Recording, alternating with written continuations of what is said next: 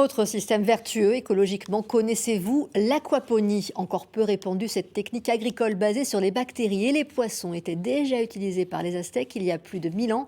Bruno Pilet et Cécile Landais nous emmènent en Charente dans l'une des plus vastes fermes aquaponiques de France. Dans ces bassins, 600 kilos d'esturgeons abattus et vendus à la demande.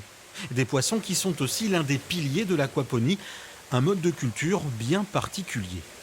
Le poisson va digérer la nourriture qu'on va lui donner et il va fournir la déjection. La déjection va être transformée par un milieu bactériologique et ce milieu bactériologique va permettre de fournir le nutriment aux plantes. Les plantes après vont faire un travail de filtration, vont se nourrir de ce nutriment et vont redonner de l'eau propre aux poissons. Entre-temps, l'eau est filtrée biologiquement, notamment grâce à des bactéries naturelles dans ces bassins. Un système vertueux qui a déjà séduit une centaine de clients qui viennent acheter les légumes et plantes aromatiques vendus directement sur place.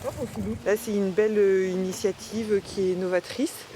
Et c'est vrai que même en termes de praticité, de lavage des légumes, c'est un peu plus rapide parce que c'est hors sol. Au moins ici, personne ne connaissait ça. Si on peut avoir des choses de bonne qualité, où il n'y a pas de traitement, voilà, moi je suis très sensible à ce genre de choses. Des produits sans traitement chimique et cultivés uniquement sur l'eau et sans terre, et qui selon le couple a son importance sur leur qualité.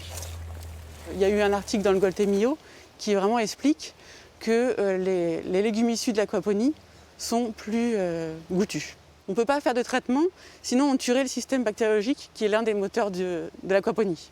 Le couple de maraîchers a investi 340 000 € et bénéficié d'une petite aide financière de la région à hauteur de 12 000 €.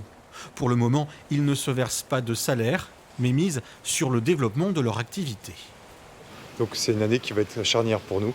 Il faut qu'on attende que cette année s'écoule pour qu'on puisse tirer des résultats. Plus tard, on serait prêt peut-être à employer des personnes aussi. Voilà, et puis oui, on est content, ça marchera. On est convaincus. Les jeunes maraîchers souhaitent également se faire connaître auprès des restaurateurs locaux pour mettre en avant leurs produits.